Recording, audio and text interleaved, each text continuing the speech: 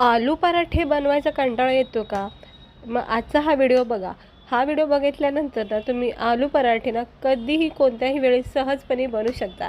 तर त्यासाठी आपल्याला काय करायचं, आपण चपातीला जे पीठ मळतो बघा, त्यामध्ये ना एक चपातीचं पीठ असं काढून ठेवायचं, एक बटाटा शिजून घ्यायचा, मॅश करून घ्यायचा, थोडंसं लसूण मिरचीचा कूट करायचा.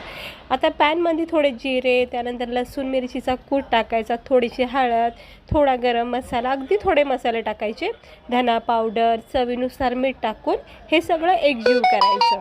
त्यानंतर मग आपण याच्यामध्ये शिजवलेला जो बटाटा मॅश केलेला आहे, एक बटाटा तो याच्यामध्ये टाकून घ्यायचा आणि छान बटाट्याची एक भाजी करायची.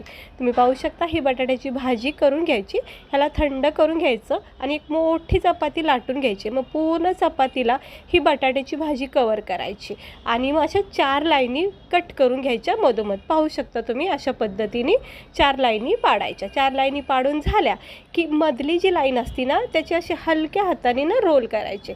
कट केलेली लाईन असती, अगदी सहजपणे हे रोल तयार होतात. मग एक एक रोल घ्यायचे आणि मधोमध असं पोलपाट वगैरे असतं ना त्याच्यावर असं मधोमध ठेवायचं आणि वरून असा दाब द्यायचा तळ हाताने. मग असा गोल आकार टिक्कीसारखा याचा आकार होतो. मग हे सगळे करून घ्यायचे अशा पद्धतीने.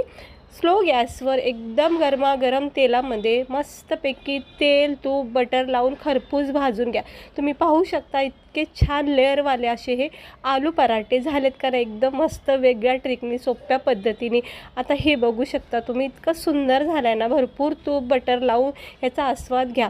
आणि तुम्ही बघू शकता इकडे बघा, आतून किती छान असं सारण सेट झाले का नाही.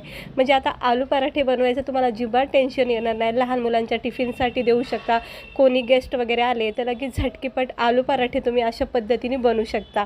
तर कशी वाटली रेसिपी? आवडली असेल तर लाईक करा.